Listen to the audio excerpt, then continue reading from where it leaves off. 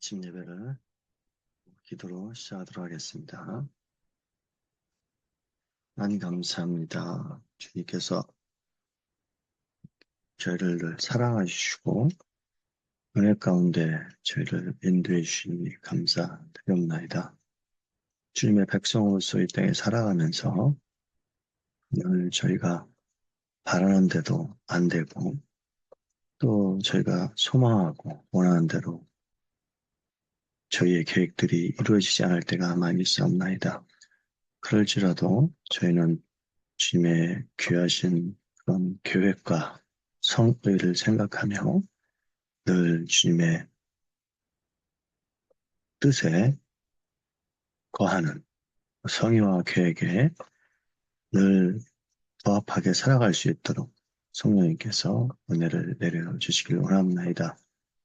저희는 무능하고 무지하고 하나님 앞에서 또 할 수 없는 존재라는 것을 아오니 우리에게 늘 주님의 무한하신 사랑으로 보호하시고 인도하셔서 저희를 다스려 주시고 통치해 주시기를 원합니다.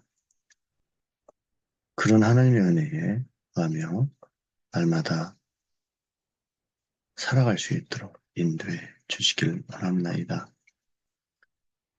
저희가 무지하고 우둔하여서 주님께서 우리에게 말씀하시고 가르쳐 주시고 보호해 주시고 인도해 주심에도 불구하고 그것을 느끼지 못하고 주님의 은혜를 망각하고 은혜를 주신 것을 낭비하며 살아가지 않는지 다시 한번 저희들 자신을 바라보게 하시며 저희들이 하는 행동들이 주님을 사랑하고 주님께서 우리에게 베풀으신 은혜로 인하여 저희가 봉사하고 삶을 살고 직장을 다니고 일을 하고 이 세상에서 삶의 궁극적인 목적이 주님이라는 것을 이 땅에서 깨달아가며 살아갈 수 인도해 주시길 원하며 우리 주 예수 그리스도의 이름으로 기도했사옵나이다. 아멘.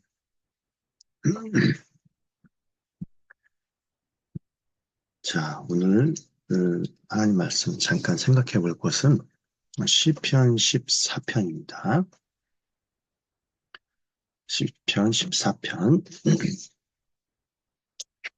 시편 14편입니다.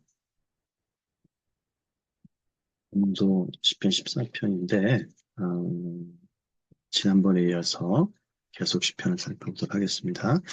되게 짧죠, 오늘은. 자, 그러면 제가 하나님 말씀을 읽도록 하겠습니다. 하나님 말씀을 들으십시오.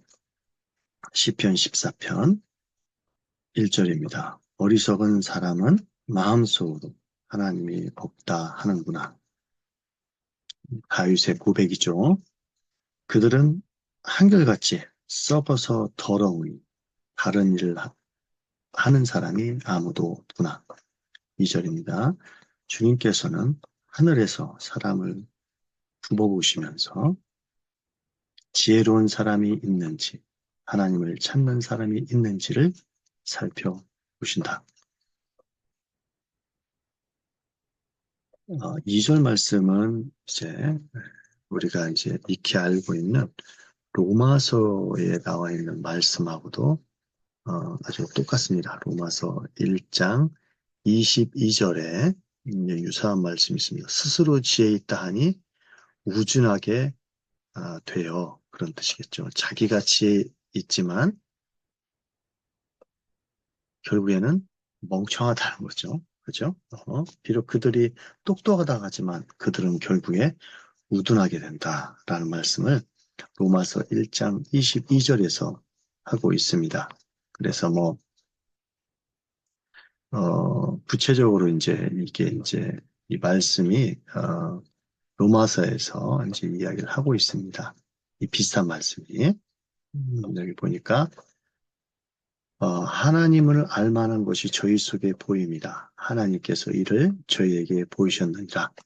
창세로부터 그에 보이지 아니하는 것을 겉들, 곧 그의 영원하신 능력과 신성이 그 만드신 만물 안에 분명히 보이게 알게 되나니. 그죠? 그러니까 이 만물 안에 하나님의 살아계심이 분명히 드러남에도 불구하고, 그죠? 어리석은 사람은 마음속으로 하나님이 없다라고 이야기를 하고 있다는 거죠. 어, 그리고 지혜로운 사람이 있는지 하나님이 찾고 있지만 결국에는 뭡니까? 어, 자기들이 스스로 지혜 있다 하지만 바보 같은 사람이라는 거죠. 왜요? 만물 속에 하나님이 계심을 하나님께서 보이셨는데 알지 못하기 때문에 그렇다고 하는 거죠. 그래서 이 자리에 주님께서 하늘에서 사람을 구워보시며 지혜로운 사람을 있는지 하나님을 찾는 사람이 있는지를 살펴보신다는 겁니다. 3절 너희 모두는 다른 길로 빗나가서 하나같이 썩었으니 착한 일을 하는 사람이 하나도 없구나. 그러니까 결국 자기네들이 이제 지혜롭다 하지만 결국에는 하나님이 원하시는 뜻에 거하지도 않을 뿐만 아니라 무던한 사람이라고 이야기하고 있습니다. 4절입니다. 죄악을 행하는 자는 다 무지한 자냐? 그들이 밥 먹듯이 내 백성을 먹으면서 나 주를 부르지 않는구나. 이 동물적인 만족감, 그죠? 하나님의 백성을 괴롭히면서 그들이 누리는 하나님은 없다고, 그리고 또 자기네들이 지혜롭다고 그러면서 하나님의 백성을 믿는 사람들 괴롭히는, 그죠? 동물적인 어떤 만족감을 지금 보여주고 있는 거죠. 하나님의 하나님이 의인의 편이시니 행악자가 크게 두려워한다. 결국엔 하나님이 이제 의인의 손을 들어주신다고 얘기하죠. 행악자는 가난한 사람의 계획을 늘 좌절시키지만 주님은 가난한 사람을 보호하신다. 결국 하나님께서 이제 의인을 가난한 사람을 보호하신다는 거죠. 그래서 이제 물리적인 가난한 것보다도 영적인, 심적인 가난함, 심령이 가난한 자는 복이 있나니 천국이 저희 것이며 신약에서 온다면 그런 어떤 의미도 볼 수도 있겠죠. 자, 그 다음에 7절에는 이제 결론이 내려지는 거죠. 하나님, 시온에서 다 오셔서 시온은 하나님이 계신 곳을 상징하는 거죠. 이스라엘을 구원하여 주십시오. 그렇죠? 주님께서 당신의 백성을 그들의 땅으로 되돌려 보내실 때에 야곱은 기뻐하고 이스라엘은 즐거워하실 것입니다. 이게 이제 어떠한 사람도 이제 주님을 이제 무시할 수 없다라는 어떤 거에 대한 결론을 내리고 있는 거죠. 그래서 오늘은 이제 그 두 가지 이제 어떻게 보면 세 가지죠.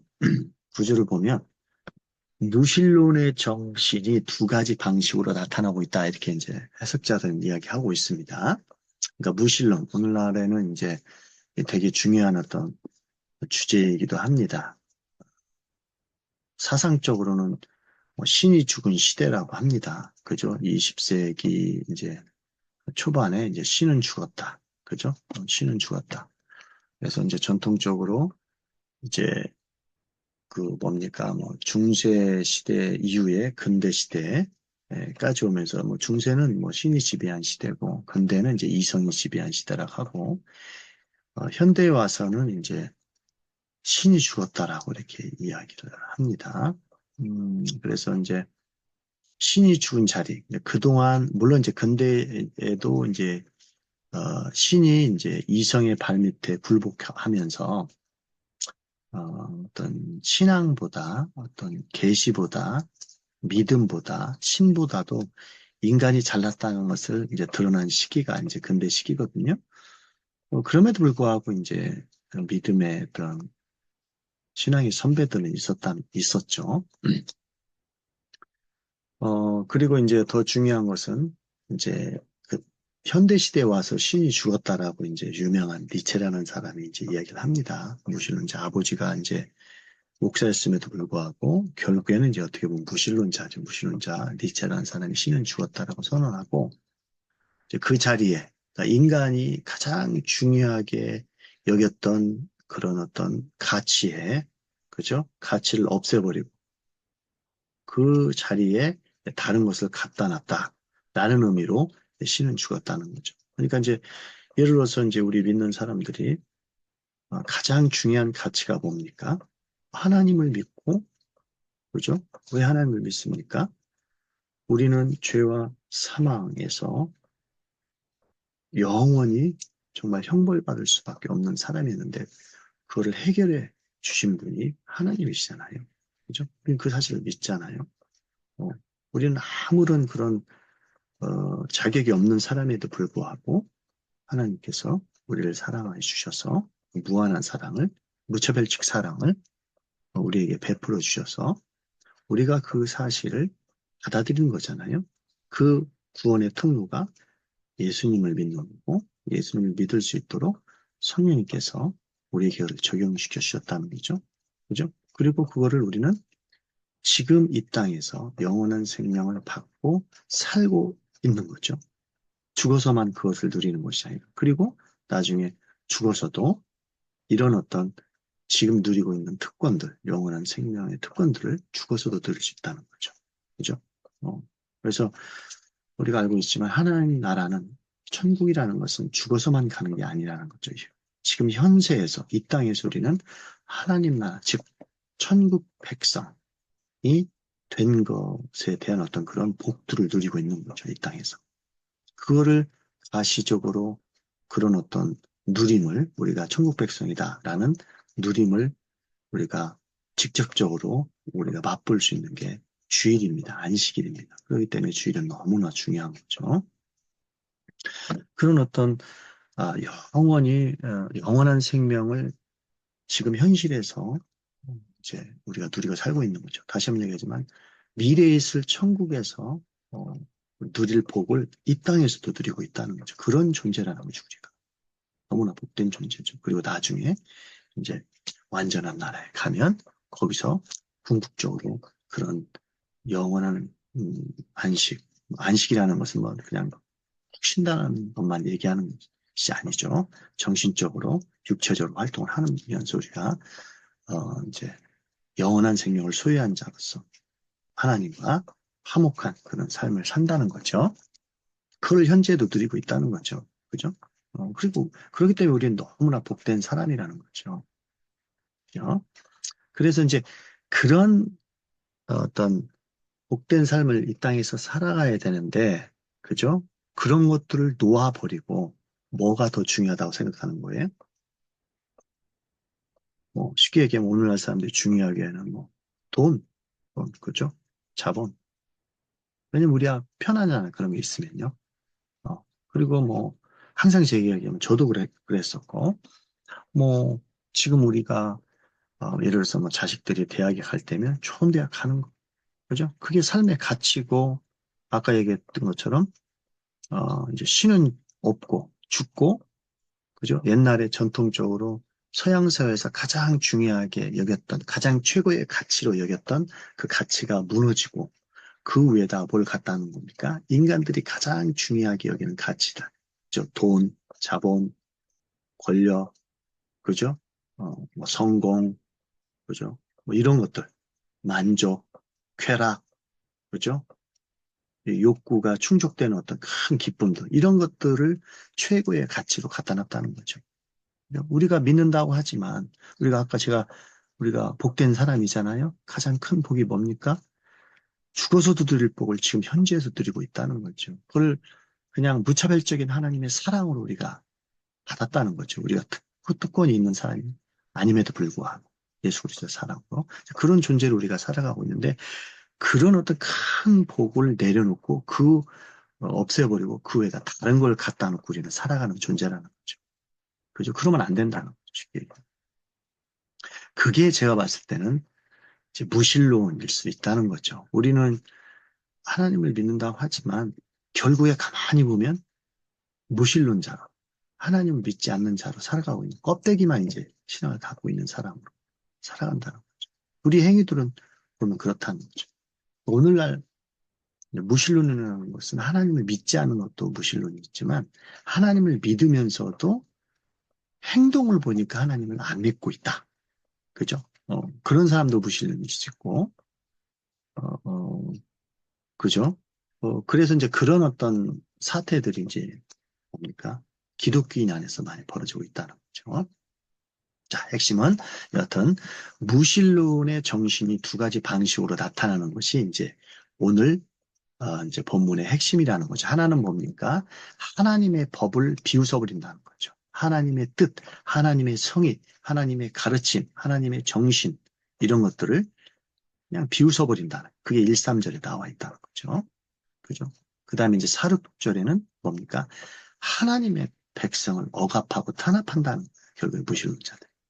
무시무시한 거죠, 이거는. 이거는 이제, 솔로몬이 아니라 다윗이 겪게 되는 그런 이제 어려움들을 이야기하고 있는 거죠. 자기는 신실한 하나님의 종이었었다. 하나님을 섬기는 하나님의 백성이었음에도 불구하고, 무신론자들이 하나님을 비웃을 뿐만 아니라 그런 하나님의 그 뜻을 잘 실천하려고 하고 하나님의 백성으로 신실하게 살려고 하는 사람들을 억압하고 있다라는 것을 4절과 6절 이야기하고 있죠. 그러니까 무신론자들의 어떤 정신이 두 가지 방식이 이런 식으로 나타나는 거죠. 그리고 하나님을 직간접적으로 모욕하고 있다는 것을 이야기하고 있습니다. 그죠? 그 다음에 이제 여기 이제 세 가지 이제 커멘트, 이제 언급, 이제 말들이 나와 있다고 이제 주석가들이 얘기하는데 1절에서는 어리석은 자들이 이제 하나님을 무시하는 이제 말들을 하고 있다는 거죠. 아까 여러분 보셨죠? 어리석은 사람은, 그죠? 하나님 없다. There is God. 그죠? 안 계시다. 그죠? 아까 우리 로마서에 잠깐 본 것처럼 이 세상에 잘 보면 하나님이 살아계심을 이제 볼 수 있다는 거죠. 물론 그게 이제 그걸 통해서 하나님 구원을 얻을 수 있는 건 아니죠. 그죠? 이런 자연 만물에 있는 걸 보고서 우리가 구원을 얻을 수 있는 건 반드시 아닙니다. 하나님이 계실 수 있구나. 그래서 나는 뭔가를 신을 믿어야겠구나. 이제 거기까지는 갈 수 있지만 그것이 구원을 얻을 수 있는 것은 아닐 수도 있습니다. 그걸 일반 은총이라고 하는데 여하튼 자 그래서 이렇게 이제 하나님의 법을 비웃기도 하고 심지어 무신론자들은 하나님의 백성들을 억압한다는 거죠. 그러니까 이제 여러분들이 반드시 명심해야 될 것은 이 땅에 살면서 우리에게 오는 고통들은 당연한 거라는 거죠. 만약에 하나님을 믿으면서 우리에게 고통이 없으면 오히려 그건 하나님을 안 믿고 있는 하나의 증거일 수도 있습니다. 그죠? 그러니까 분명히 생각할 것은 내가 하나님의 백성으로 살아갈 때에 고난과 고통이 없다라고 하면 그것은 하나님의 백성이 증거가 아닐 수도 있습니다. 그죠? 오히려 편안하게 살자.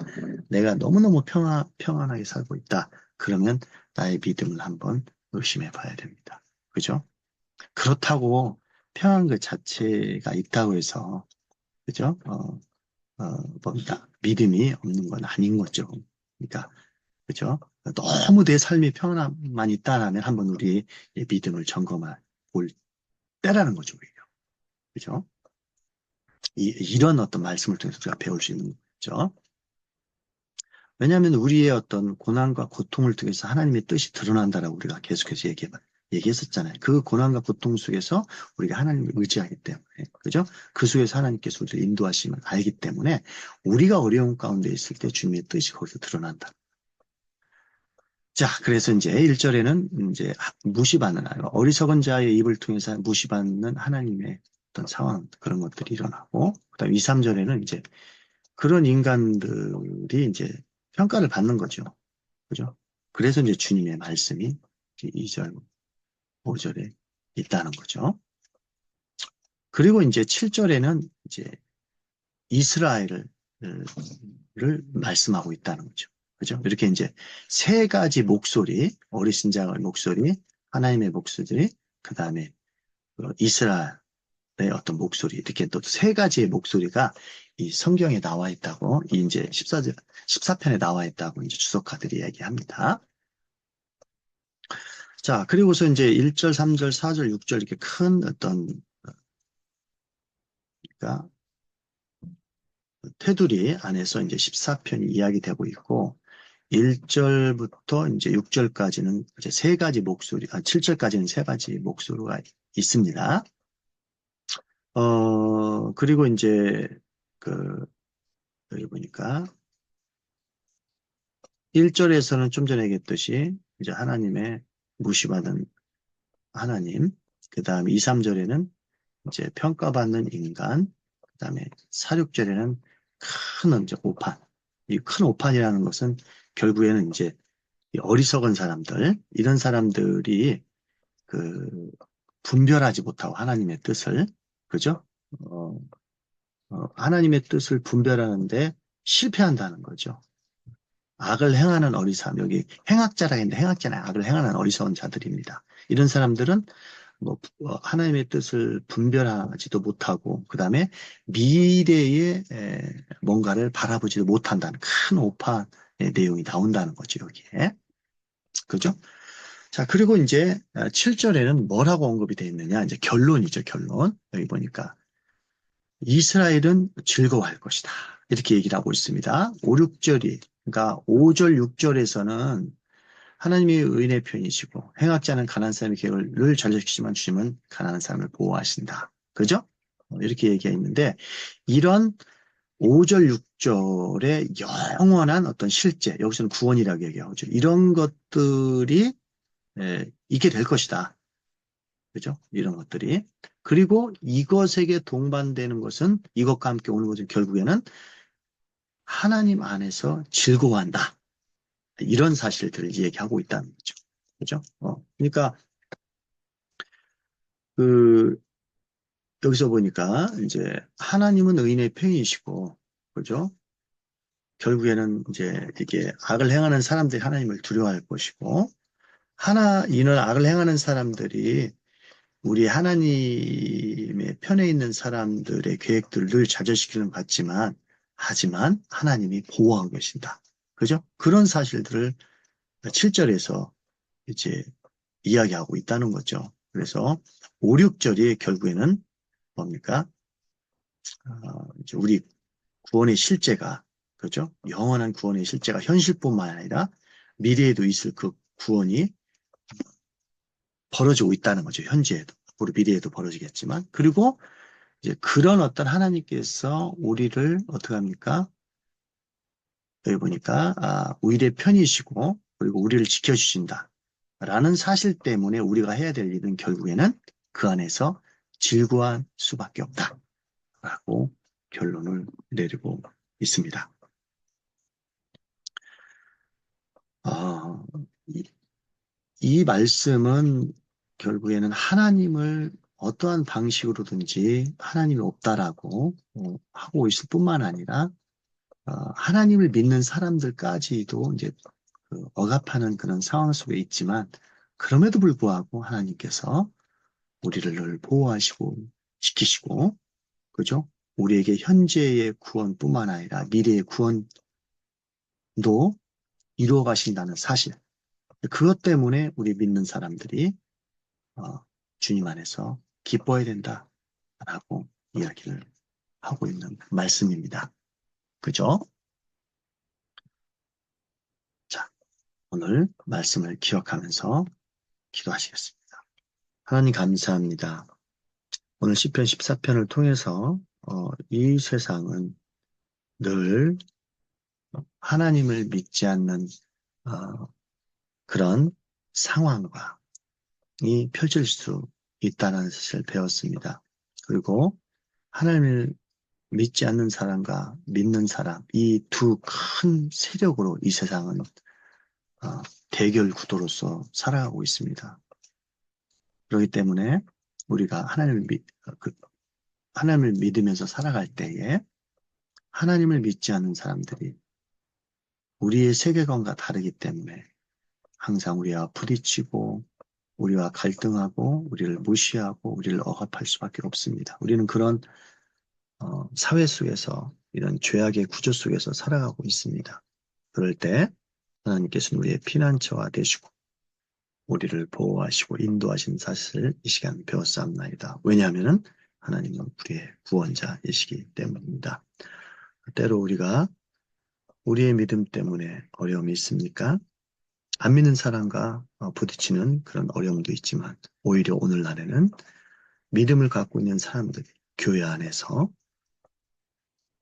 자신의 어떤 그런 잘남과 또 자신의 어떤 가진 것 아니면 자신의 욕망 이런 것들을 드러내기 위해서 믿는 사람들끼리도 다투고 실망하고 무시하고 그런 삶 속에서 살아가면서 안 믿는 사람보다 더 악을 행하는 경우가 많이 있사옵나이다. 그런 사실을 목도하고 목격하고 바라볼 때 하나님께서 우리에게 주신 그런 큰 사랑을 저희들이 망각하면서 살아가는 모습으로 생각하며 회개하면서 살아갈 수 있는 데 주시기를 원합니다.